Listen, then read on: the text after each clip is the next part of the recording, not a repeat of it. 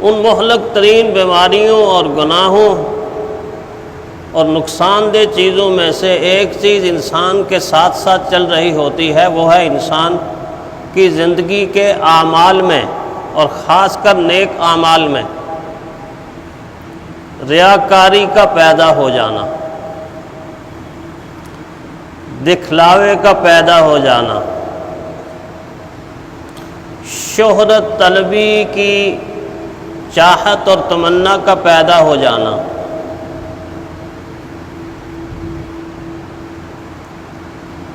یہ ایسا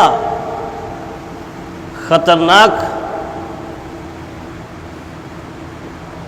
گناہ ہے کہ بعض مرتبہ انسان کو احساس ہی نہیں ہوتا اور یہ گناہ اپنا کام تمام کر چکا ہوتا ہے، اپنا کام تمام کر چکا ہوتا ہے۔ اپنا کام تمام ہونے کا مطلب یہ کہ انسان کی تمام نیکی پر پانی پھیر چکا ہوتا ہے، نیکی ختم ہو چکی ہوتی ہے۔ جتنی محنت انسان نے کی ہوتی ہے وہ ساری محنت ضائع ہو چکی ہوتی ہے۔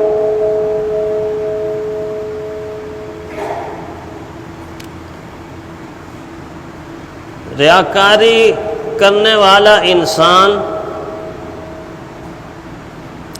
مخلوق سے یہ توقع رکھتا ہے کہ وہ مجھے مانے اور میری مانے،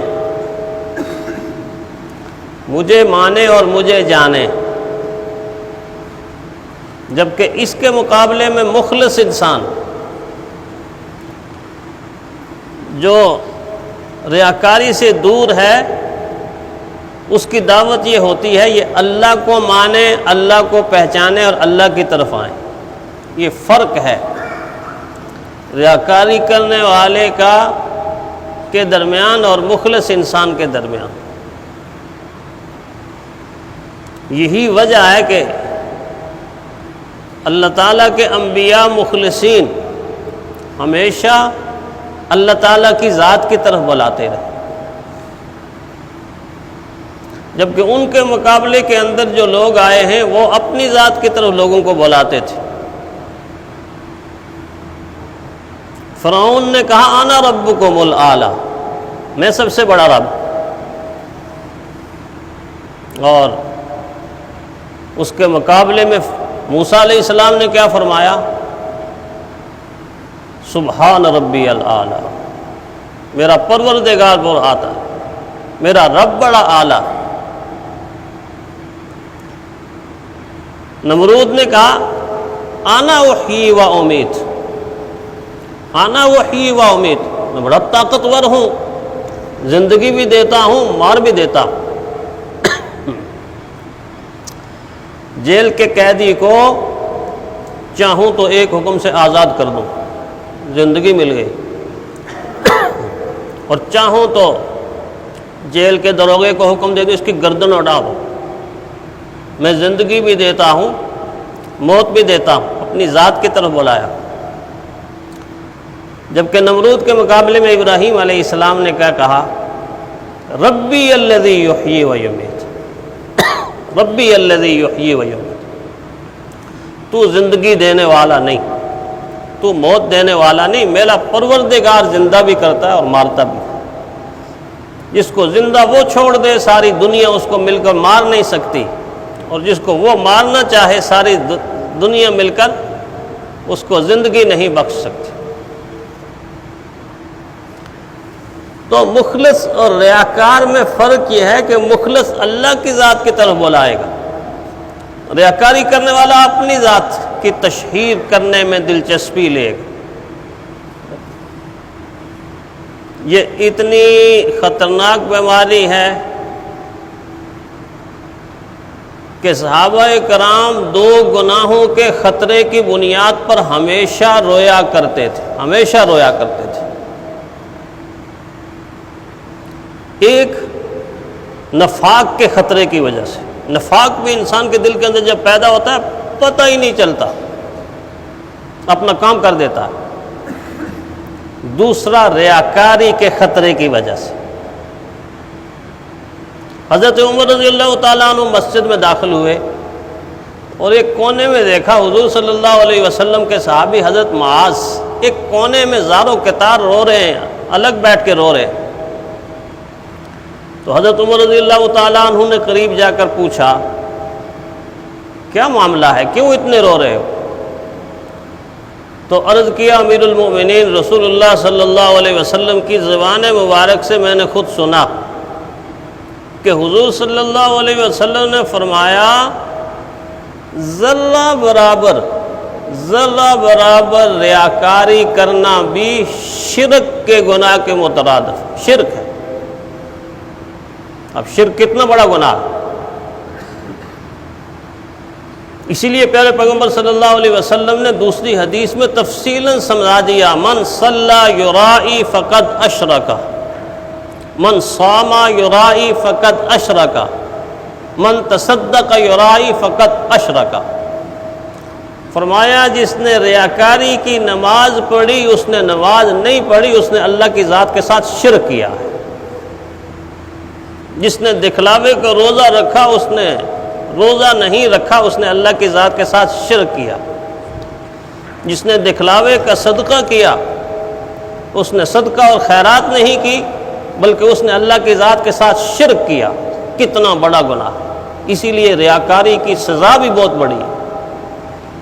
رحمت کائنات صلی اللہ علیہ وسلم نے 3 مثالیں دے کر اونچی عبادات کی مثالیں دے کر امت کو باخبر کیا کہ دیکھو ان لوگوں کا قیامت کے دن حشر کیا ہوگا۔ ایک مثال عالم کی دی، ایک مثال مجاہد کی دی، اور ایک مثال سخی سخاوت کرنے والے کی دی۔ اب یہ تینوں عبادتیں جو ہیں یہ بہت اونچی اور بلند ترین عبادات۔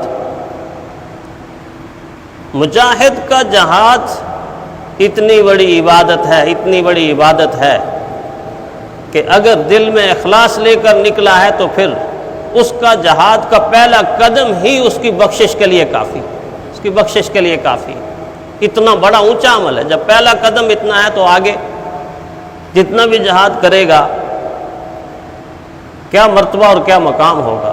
قیامت کے دن جب لوگوں کی آنکھیں کھلے گی اور میدان محشر کے اندر دیکھیں گے کہ مجاہدین کتنے اونچے مرتبے اور مقام پر فائز۔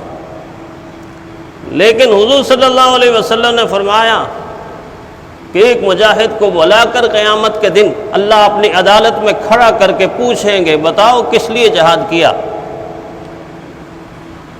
وہ عرض کرے گا اے الہ العالمین اپنا تن من دھن اپنا سب کچھ تیرے نام پہ قربان کر دیا۔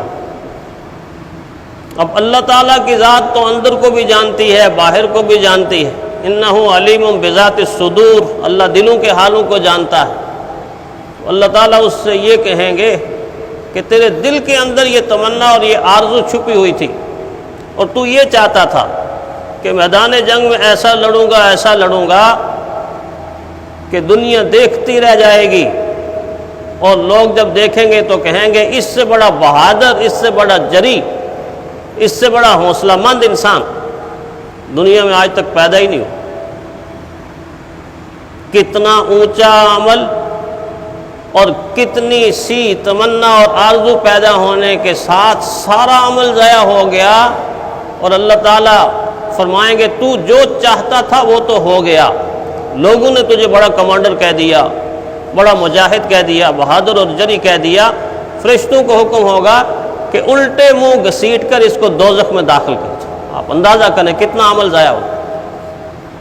یہی حال عالم کا ہوگا کہ جب اس سے پوچھا جائے گا میں نے تجھے علم کی امانت دی تھی کیا کیا؟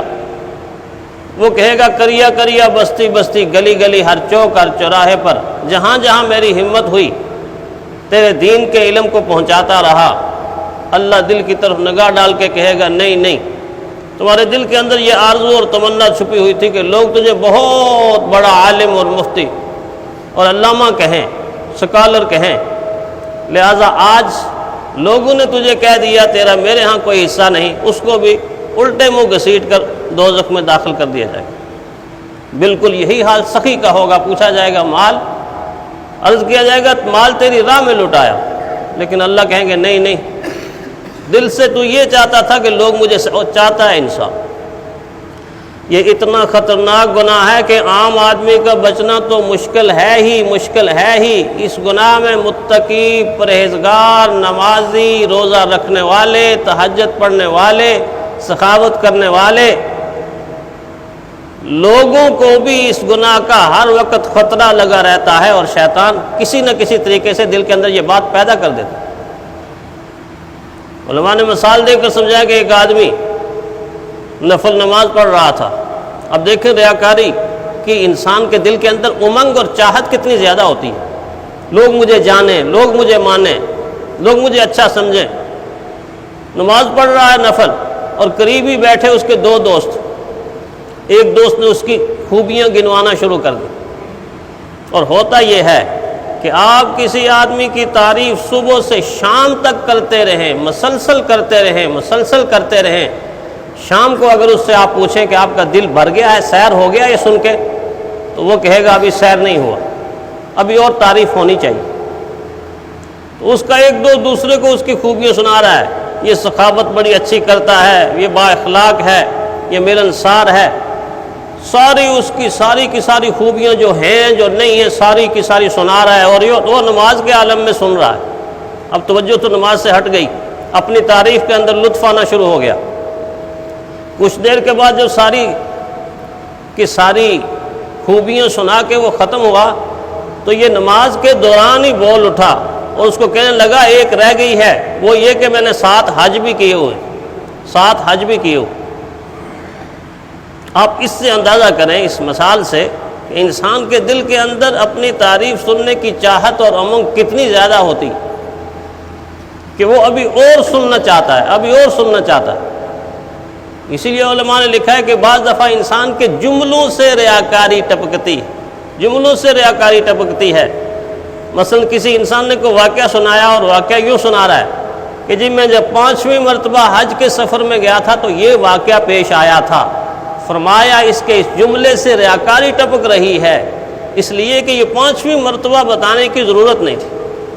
اگر کوئی اہم بات تھی، ضروری بات تھی، تو یہ یوں کہہ سکتا تھا کہ حج کے سفر کے دوران یہ واقعہ پیش آیا۔ اب 5ویں مرتبہ بتانے کا مطلب یہ ہے کہ میں 5 حج کم از کم کر چکا ہوں، 5 حج کر چکا ہوں۔